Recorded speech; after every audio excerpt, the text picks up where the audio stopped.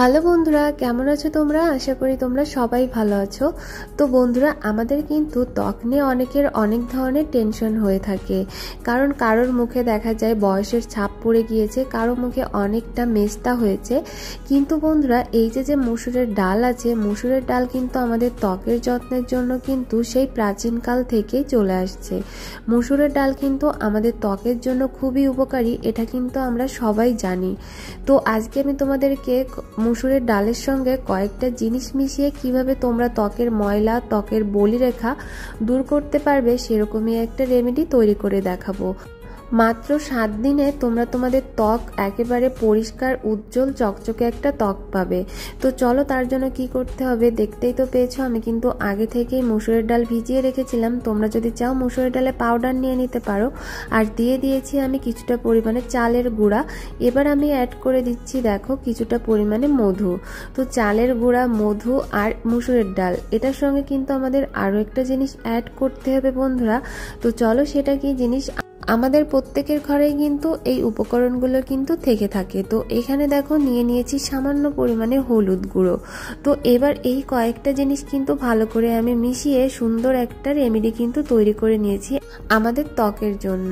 তো চলো, রেমেডিটা কিভাবে অ্যাপ্লাই করব এবং রেমেডিটা তোমরা কতদিন অ্যাপ্লাই করতে পারবে সেটাই কিন্তু তোমাদেরকে শেয়ার করব। তো এবার দেখো, আমি আমার মুখের যে স্কিনটা আছে সেটা কিন্তু আমি একটা ভিজে তোয়ালে দিয়ে কিন্তু ভালো করে মুছে নিচ্ছি। অবশ্যই কিন্তু তোমরাও তোমাদের ত্বকটাকে আগে এইভাবে কিন্তু ভালো করে মুছে নেবে।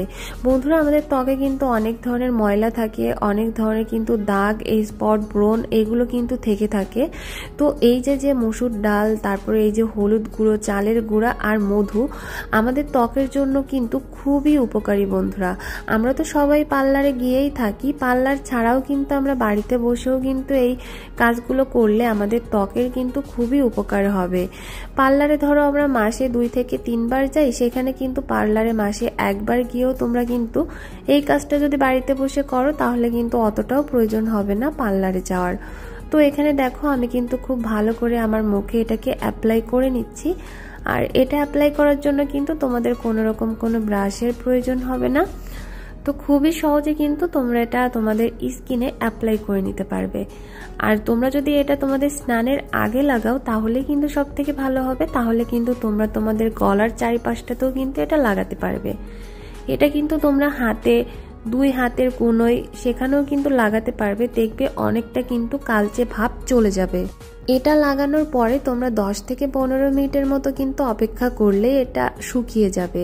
তো দেখো আমার এটাও কিন্তু শুকিয়ে গিয়েছে। আর বেশি শুকাবে না, যখন এটা মিডিয়াম পর্যায়ে শুকিয়ে যাবে তখন কিন্তু তোমরা হাত দিয়ে এরকম করে রাপ রাপ করে ঘষে নেবে। বন্ধুরা, একেবারে ফেসিয়ালের মতো কিন্তু তোমরা এটাকে ঘষে নেবে। দেখবে তোমাদের স্কিনে যত ময়লা আছে, যত মেস্তা, দাগ আছে, সবই কিন্তু বন্ধুরা উঠে যাবে। মাত্র 7 দিন গ্যারান্টি।